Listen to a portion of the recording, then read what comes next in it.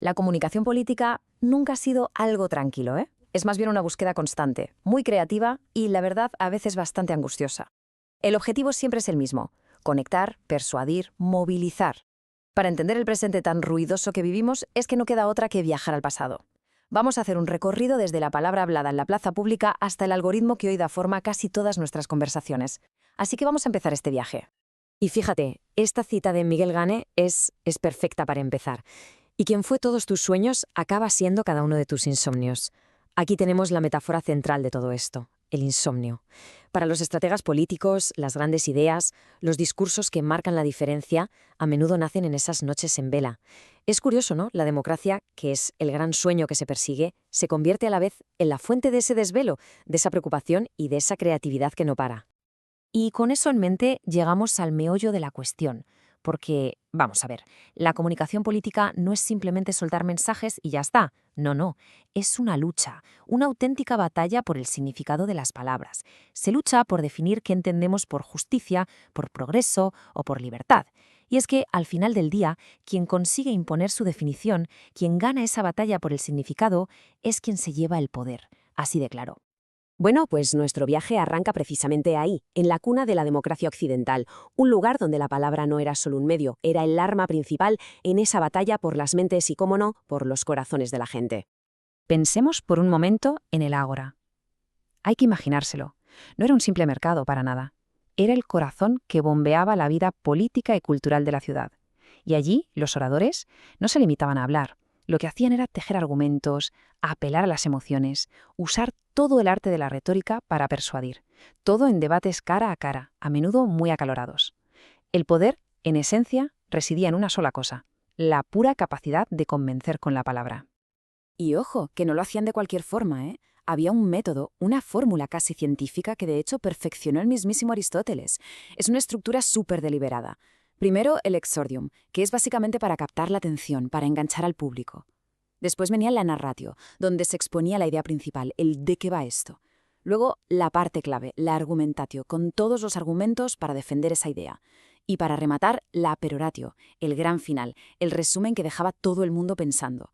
O sea, que nada se dejaba al azar, cada palabra estaba pensada para impactar. Vale, este modelo, el del orador y su retórica, dominó la escena durante siglos.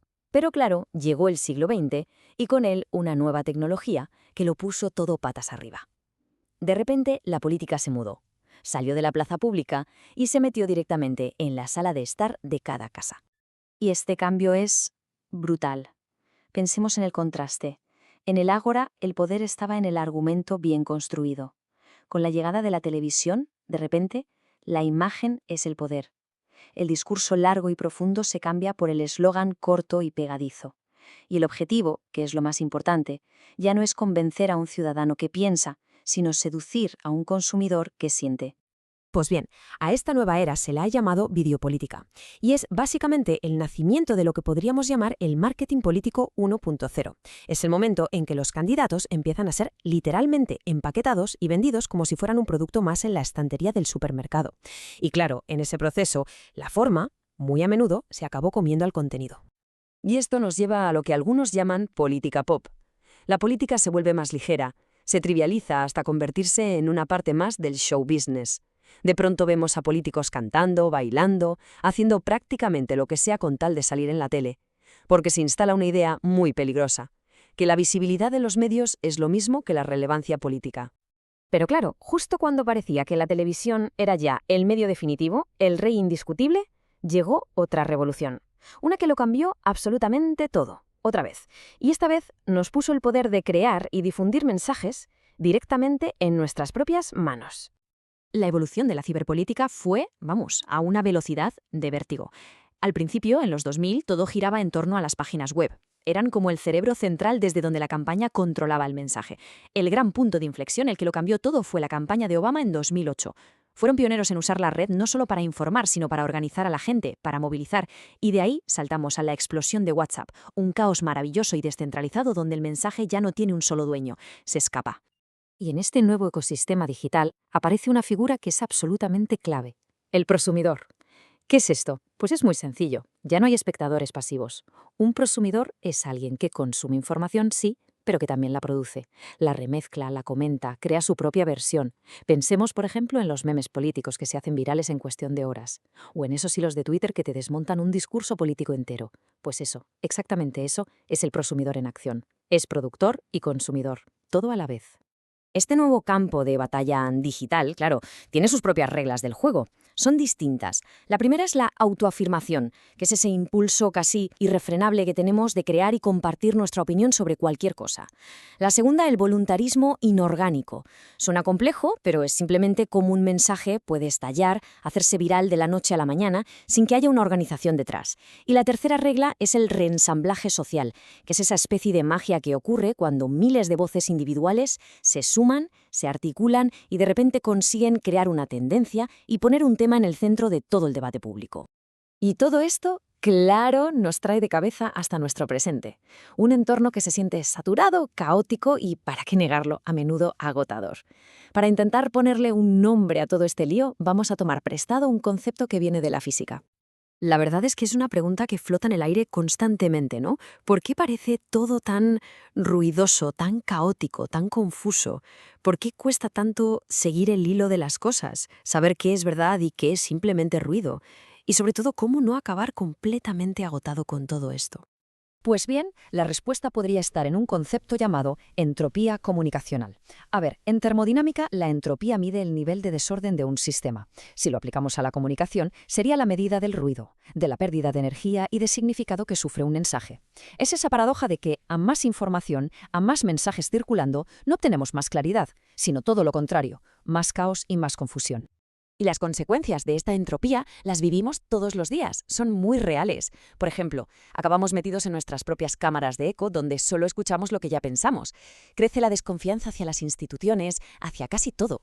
Sentimos una saturación constante, un bombardeo de mensajes que nos deja agotados. Y al final queda una sensación muy extraña, la de que, aunque todo el mundo está hablando a la vez, en realidad nadie se está comunicando de verdad. Es la ilusión de la comunicación. Entonces, ¿qué? ¿Estamos condenados a vivir para siempre en este caos comunicativo? Pues parece que no, que hay una luz al final del túnel, que existe un camino para intentar recuperar algo de sentido en mitad de todo este ruido. Y el punto de partida, que es lo crucial, parece ser un cambio de enfoque, pasar de pensar en la comunicación como un simple lanzamiento de mensajes a recuperarla como lo que es, un verdadero diálogo. La palabra diálogo viene del griego y significa algo así como a través de la palabra. No se trata de hablar a la gente, sino de construir un significado con la gente, de hacer comunidad, en definitiva. Y aquí es donde un liderazgo eficaz tiene que saber jugar en dos niveles a la vez. Por un lado están las news, las noticias. Es el qué se está haciendo en el día a día, las obras, los anuncios, las políticas concretas. Pero, y esto es clave, con eso no basta. Tiene que combinarse con las views, con la visión. Es el por qué. El por qué se hace todo eso. Es el proyecto a largo plazo, el horizonte compartido que le da sentido a cada una de las acciones cotidianas.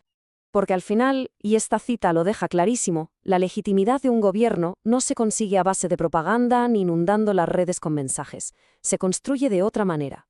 Se construye generando un consenso real. Un consenso que inspire a la gente, que genere adhesiones, militancia, compromiso. Se trata, ni más ni menos, de construir un proyecto en el que la gente crea de verdad y del que quiera formar parte. Y así, con esto, llegamos al final de nuestro recorrido, a un presente que, como hemos visto, es bastante complejo. Esta evolución, desde el orador en el ágora hasta el algoritmo en el bolsillo, nos deja con una pregunta fundamental, sobre el papel que jugamos cada uno de nosotros. En un ecosistema donde cualquiera puede producir y difundir contenido, el poder de dar forma a la narrativa, a la historia, está más repartido que nunca. La gran cuestión, la que queda en el aire, es ¿qué hacemos con ese poder?